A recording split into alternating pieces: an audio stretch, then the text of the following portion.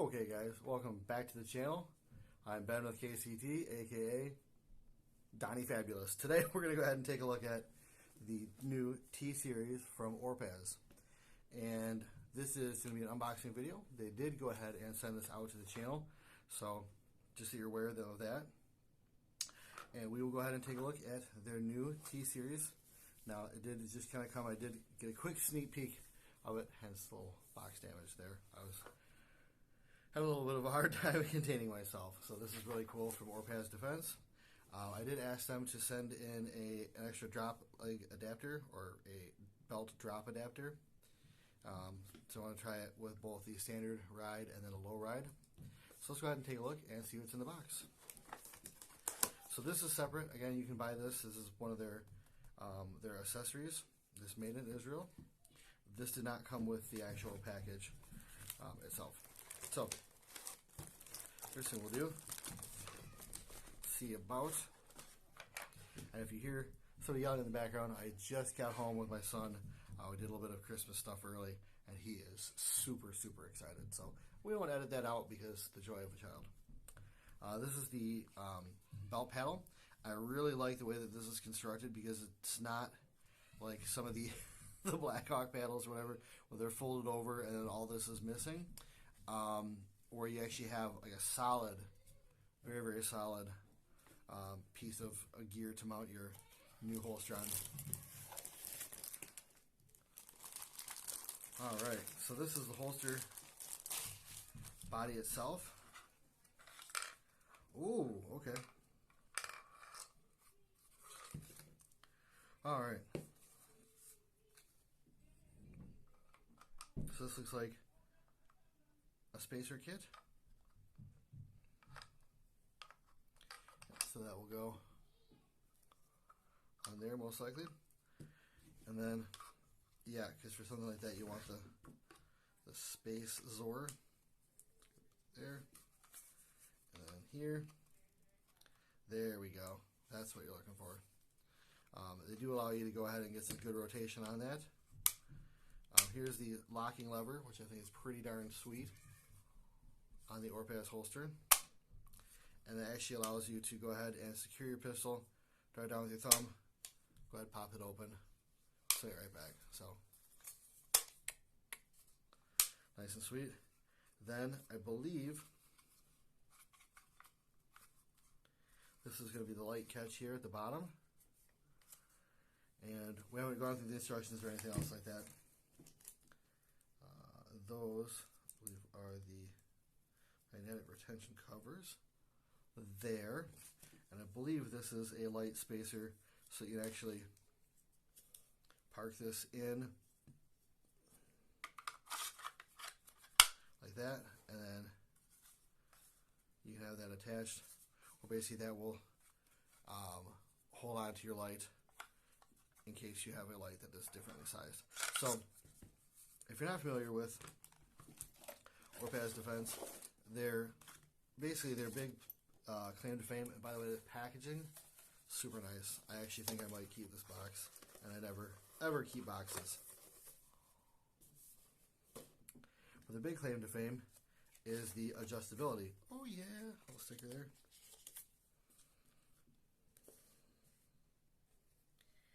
Okay, so.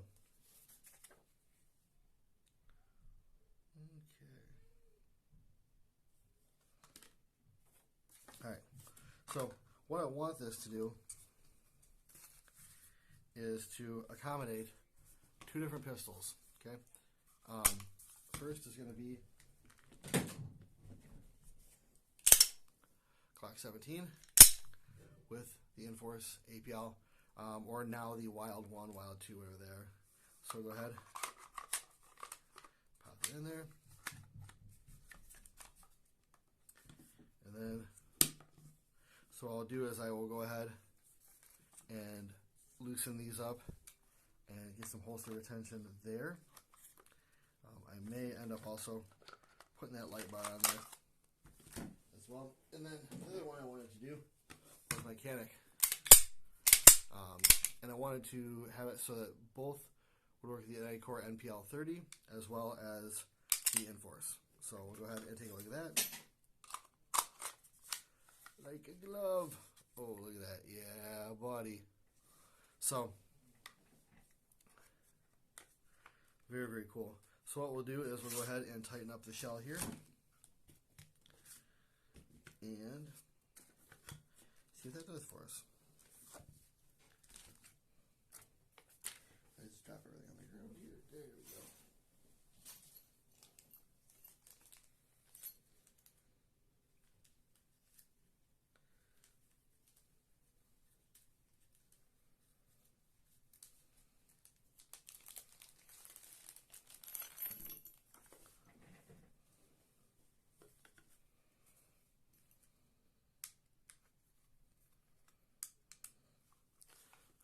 And pack those out there.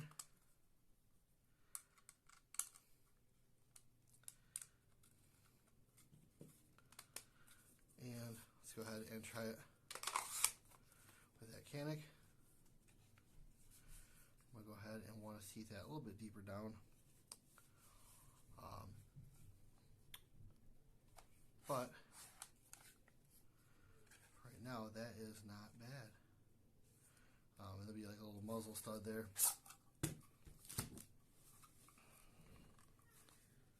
Let's see about for that Glock here.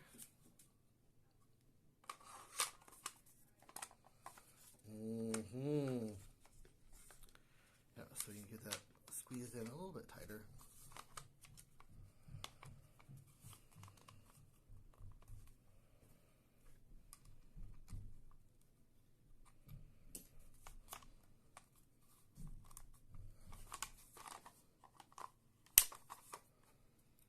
Go. Okay, so with the holster body, we have the paddle attachment, we have the spacer, we have the belt drop, which looks like it could actually work. No, we will put that spacer on there, so that's cool. And that does look like they actually have, if you want to run a leg strap through there too, so very, very cool. Let's go ahead and I will actually read some of the instructions and see what we got. So, but as far as main unboxing goes, I'm really, really impressed with this. Really loving what they have going on with this, especially this little release gizmo here. That's gonna be my new, my new thing to play with. Well, let's go ahead and take a look here. All right, so I went ahead and got this whole thing put together, and it is pretty freaking sweet. I'm not gonna lie. So I decided to mount it on the drop leg, well, not the drop leg, but the sort of drop mount platform, as opposed to the included paddle. And I did that because after using Safarilands and such, I really like the fact that you know, when it rides lower down, it stays off your hip a little bit more, and you're able to go ahead and get easier access to that gun. So I will try the paddle again in a little bit, but this is just how I kind of assembled it for right now.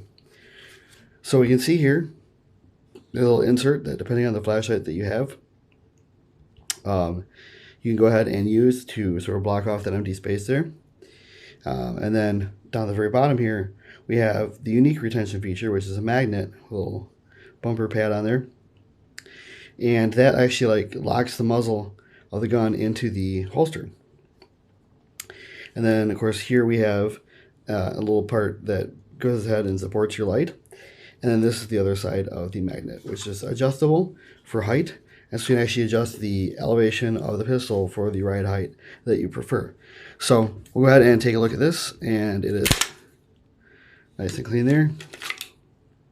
Yay!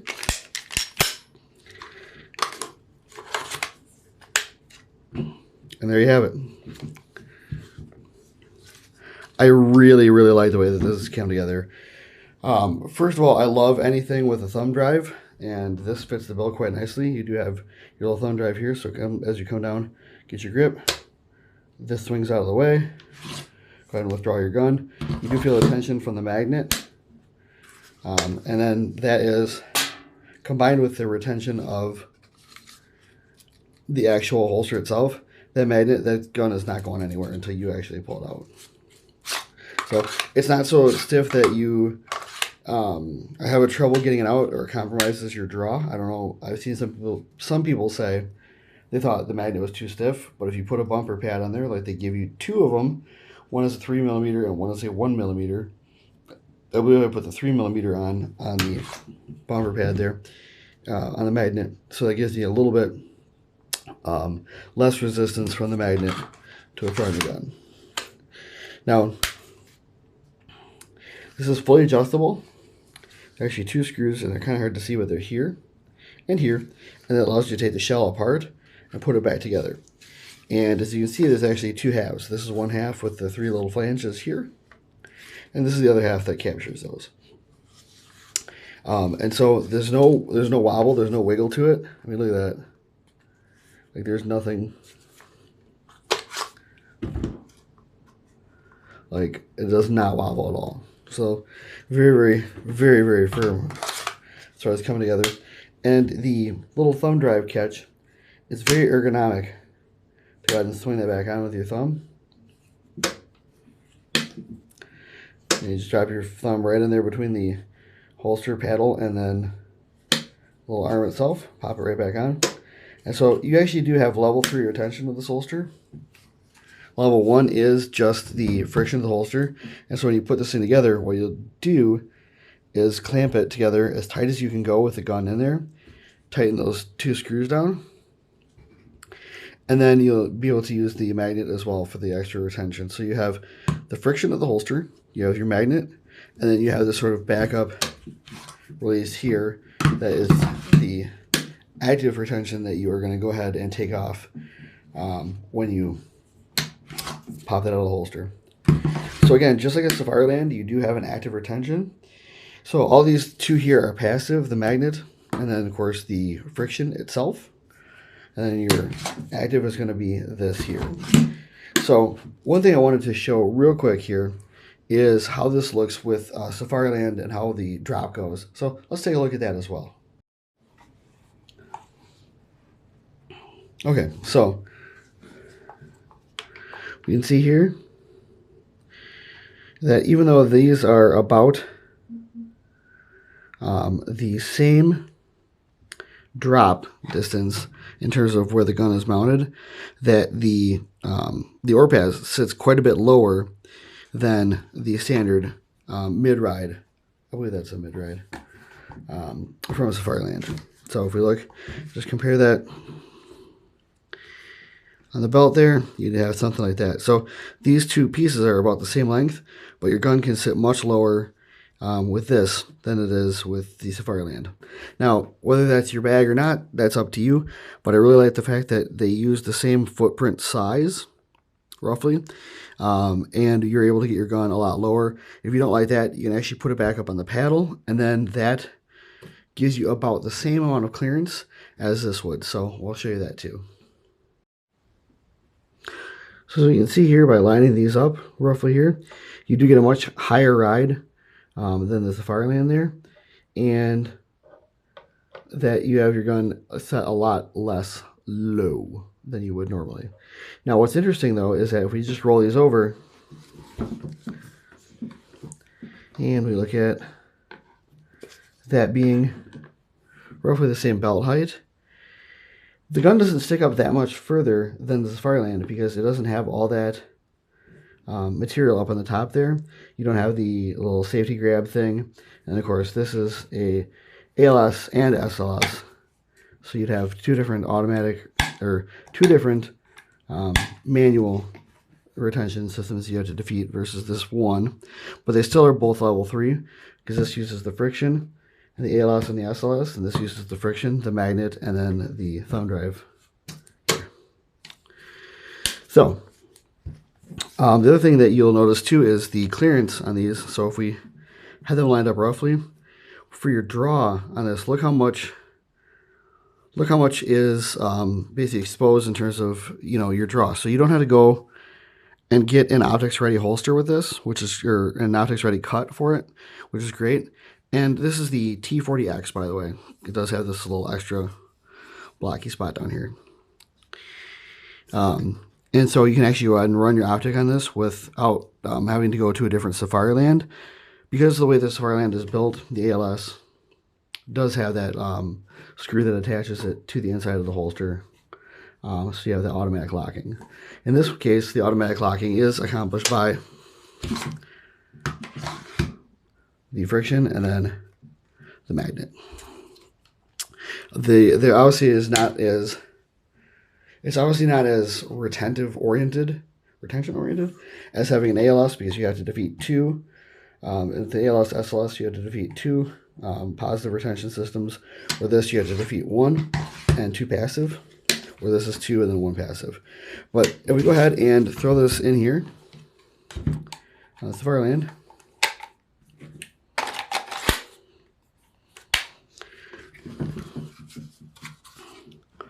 You can see that with the Orpaz, the clearance is amazing. I mean, you have so much less to clear on your draw versus anything else that's out there.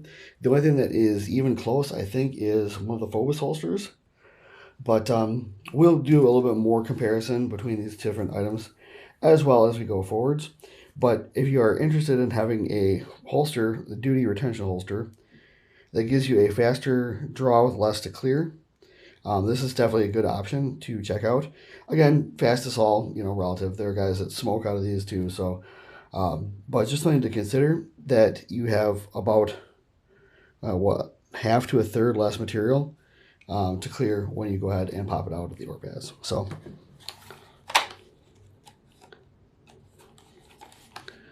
and if we can, there you go. Finally, looking at width, I think the Orpaz is a little bit wider here. And obviously this narrows down quite a bit as you get towards the end of it, where the Orpaz does stay pretty wide the whole way through. But I mean, again, you do have, let's see here. Yeah, I'd say it's a little bit wider, maybe just because of the way that the two shells fit together, but not by much. So, what do I think about it so far? At first I was a little bit worried that the construction wasn't going to be as solid as I wanted. So far the construction has been great. We're obviously doing some more testing on that. And that's the one thing about the Orpaz, is that when you go ahead and hit that thumb release, you have to kind of not give it a second because it's incredibly fast, but you have to let this clear, because if you push up otherwise, it'll start to lock up against that paddle, sometimes inhibiting your draw of the gun, which I've not had a serious problem with at all. It's literally press and go. But if you start grabbing the gun, pulling straight up, and go, oh shoot, I forgot, you can do that. So just something to consider. But overall, I'm very, very happy with the Orpaz system. And again, I do love my Safariland still, but I'm very, very eager to check out the Orpaz and see how that goes. With everything else going on, there's a lot of content to make and a lot of bullets to shoot. Guys, and this one ran a little bit longer, but these guys are very, very exciting. Again, they did send this out to me for review. I didn't pay for this. But that in no way reflects the way that I would review this, because if it sucks, at least I didn't pay my own money for it. Guys, that is truly all I have for you today. Have a great rest of your day. Merry Christmas. Happy New Year's.